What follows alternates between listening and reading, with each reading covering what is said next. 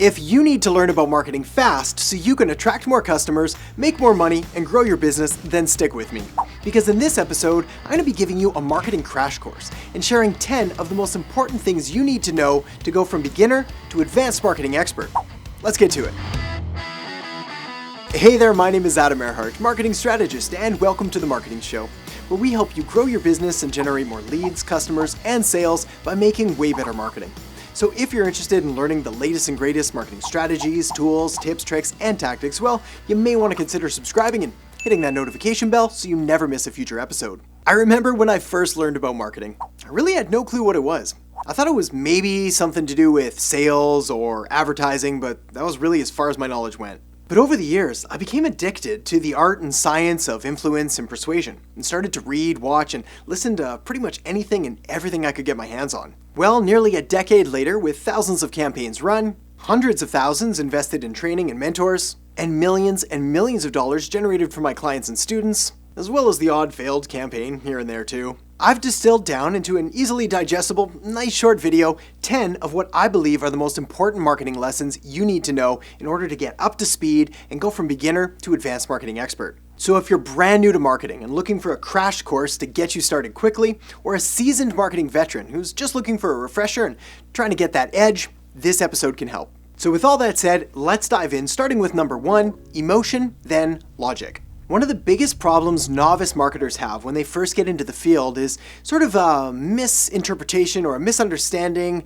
or belief that people make buying decisions logically rather than emotionally. And nothing could be further from the truth. We as humans are very emotional and often incredibly irrational people who make purchasing decisions emotionally first, and then we justify those decisions with logic and sort of rationalizing them after the fact. This is often why marketers and economists have very different views, because economists assume that people make perfect buying decisions with perfect information in a perfect environment in order to maximize their utility. Well, if this was the case, we wouldn't even need marketing at all, because people would already know what they needed and they'd just go out and get that. And it would also pretty much discredit the entire luxury goods market, which wouldn't even exist. So we do need to appreciate that people make buying decisions based on emotional factors first, because this is going to influence the kind and the type and the style of the marketing that you're going to use. It's also one of the biggest reasons campaigns fail when they just come out and hit people across the face with facts and numbers and statistics and math and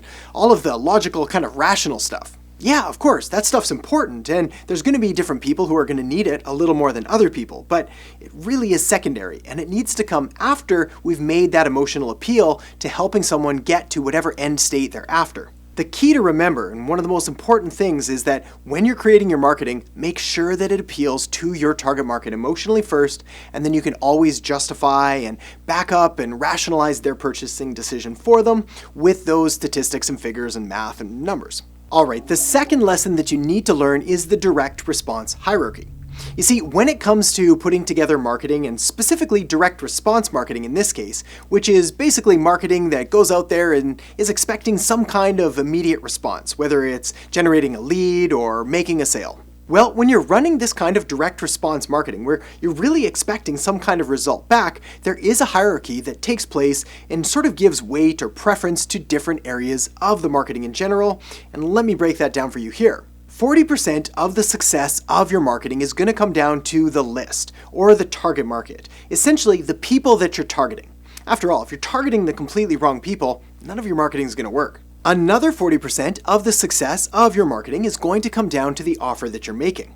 After all, the best marketing in the world can't sell a terrible offer that nobody wants. This is why it really makes sense, regardless of whether you're doing a basic marketing campaign or an online advertising campaign or whatever, you really want to make sure that you're dialing in that offer and making sure that it's irresistible to the target market. Alright, and the last 20% of the direct response hierarchy, well, that last 20% of success is going to come down to your copy and your creative. Your copy being basically all the words. Your headline, your body copy, everything that you're writing out, everything that's basically describing what you're offering, and then the creative being the image or the video or the design aesthetic of it. It's a bit of a shocker to someone who's brand new to marketing when they hear this hierarchy, understanding that 40% is to the list, 40% to the offer, and only 20% to the copy and creative, which again really explains that we need to be strategic through all of your marketing, really identifying that ideal target market, which makes up your list, coming up with a really compelling and irresistible offer, which makes up your offer, and then focusing on the best kind of copy and creative in order to get them to take action. Which leads me perfectly into my next point, which is that you should always prioritize strategy over tactics. Basically, like I just covered before, laying out your advertising and your marketing and making sure that you've got your offer dialed in and you're targeting the right people, well, all of that has to do with the strategy. But then kind of changing maybe the font on the headline or switching around the words a little bit or changing the button color from orange to red or yellow or whatever, those are all tactics. And they can be important, but they're way, way, way less important than the overall strategy. Like way, way, way less important. Like unbelievably less important. You wouldn't even believe how many times people ask me about button colors when they've got the offer and the targeting and everything else wrong. Really, again, focus on the strategy first. You see, when you dive deep into the strategy of your marketing and really figuring out that overall plan, well, you'll become a pro or at least have a really good idea very quickly and where you can specialize and where your knowledge is going to have the greatest impact on the success of the campaign. Also, the mechanics of marketing, relatively easy to learn and figure out and outsource or delegate. These are things like when to post or post length or different styles or basically all the mechanics of putting together social media content or an ad or anything like that. The underlying strategy behind all that, however, that's the tricky part. So you want to spend your time and energy there. All right, next up is that you need to 80-20 everything. Now, if you're not familiar with the 80-20 principle or Pareto's principle, it essentially states that 80% of your results are going to come from just 20% of your efforts. And this is absolutely true in marketing as well, with 80% of your marketing results probably coming from just 20% of your marketing efforts. This is why, at every single stage of your marketing game, you want to be constantly hunting for that 20% of efforts that are delivering the 80% returns and doubling down there. There's a myth that's been around the marketing community for as long as I can remember, and that's the advice to be everywhere and do everything. And this is terrible, terrible advice. You don't need to do everything, you don't need to be everywhere. You just need to be in a few key places doing a few key things that are likely to deliver the greatest results. The only time it's even slightly excusable to be doing everything and being everywhere is if you're trying to find the 80-20 of where you really should be spending your time and money and energy. All right, the next point that I want to make here is that competition is a very, very good thing.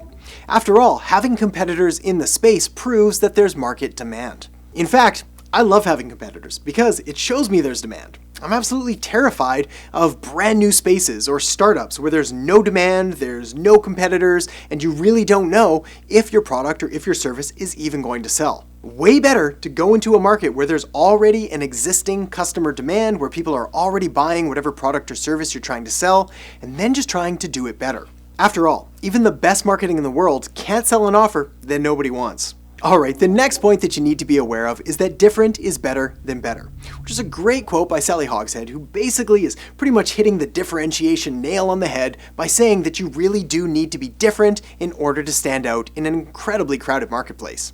Also, as a quick word of warning, if your business's unique selling proposition or point of differentiation on how you're different than your competitors is that you provide better service or higher quality or faster delivery times, well, I've got bad news. These aren't really good differentiators because all of your competitors are saying the exact same thing. And do you know what happens when you sound the same and businesses can't tell the difference between your business and the competitor down the street? Let me tell you. But it ain't pretty. Customers are forced to make buying decisions based on price alone because this is going to be the only real differentiation. And when that happens, you get in a lose-lose race to the bottom, with whoever getting there first losing. Although I guess you lose if you're in second too. Yeah, being the second cheapest is the worst value proposition ever. Anyway, the solution here, the alternative, is to not compete on price, but rather to compete on some other form or variable that actually matters to your customers. Find a way to be different, double down on your strengths, and don't try to compete head-to-head with a competitor on something that you don't want to win with anyway. The next point is to understand that marketing is all about the customer. In fact, the best and most effective and most profitable marketing campaigns are pretty much always customer-centric. They speak their language. They understand their emotions and their needs and their wants and everything they're trying to get away from, including their problems and their pains and their miseries. And they speak to this perfectly with highly crafted, highly curated, and highly targeted messaging. You see, your customers don't actually care about you or your business, but that's okay, because by knowing this, you're able to craft and tailor and switch around your marketing so it really does become all about them. And when you do that, a magical thing happens. They like you more, and they start to buy from you a whole lot more. This is because customers don't buy when they understand what you do, but rather when they feel understood by you. Alright, the next thing that you really need to understand if you want to master the craft and really create value-driven and profitable marketing campaigns is to understand the magic formula. The magic formula is simply this: lifetime customer value must be greater than customer acquisition cost.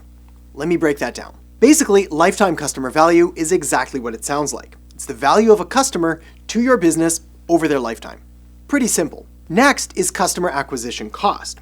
And this is the cost that it's going to cost you to acquire a new customer, and it's going to vary depending on what marketing channel you use. This is why it's so incredibly important to track your marketing and make sure that you're aware of just how much you're spending and what kind of return on investment you're getting from your different marketing channels. Because if you know your numbers and you're able to accurately track exactly how much it's costing you to acquire a customer from different marketing channels, you're able to determine very quickly whether this channel is profitable or not. And when you know that, for example, you can spend $100 to acquire a customer that's going to be worth $500 to your business, well, you can do that marketing channel all day, every day. And this is when your business truly becomes unstoppable, because anytime you've got a machine that allows you to put in $1 and get out $5, well, you're obviously going to want to do that as many times as you possibly can. For this to work, however, it is absolutely crucial that you've got those accurate numbers for lifetime customer value and customer acquisition costs. So if you don't know those in your business yet, now is a great time to find them out. The next point that you really need to understand is that branding is incredibly powerful.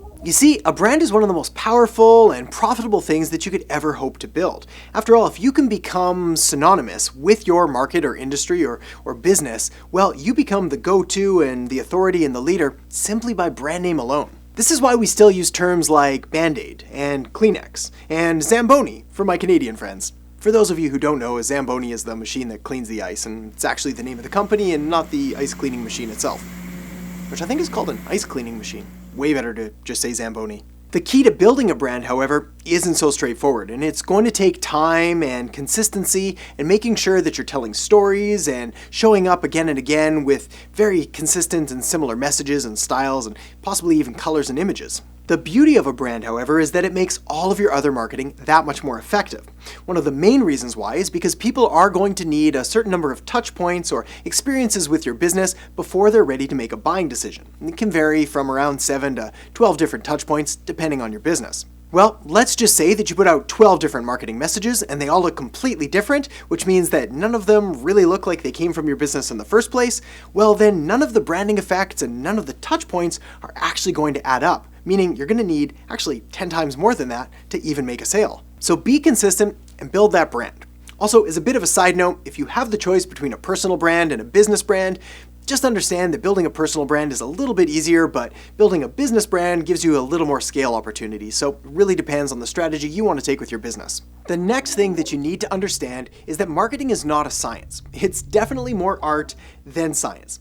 After all, people are illogical, make decisions based on emotion. We try to justify them rationally and logically and justify them after the fact by thinking that we're making really smart and really intellectual decisions, but this is rarely the case. Also, when it comes to marketing, there's simply too many variables at play, including branding and messaging and targeting and seasons and political climates and campaigns and platforms and all of these variables, which means that we can never with 100% certainty predict the success or failure of any campaign.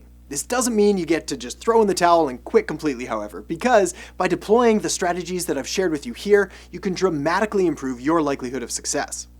Dramatically. So learn to love creating, learn to love testing, and learn to love analyzing the numbers and letting the market tell you what it wants most. The next thing you're going to want to do is check out the video I have linked up right here on marketing tips for small business owners. It's going to give you even more actionable and practical marketing tips that you can use to immediately boost the effectiveness of your marketing. So make sure to check that out now. Thanks so much for watching, and I'll catch you next time on The Marketing Show.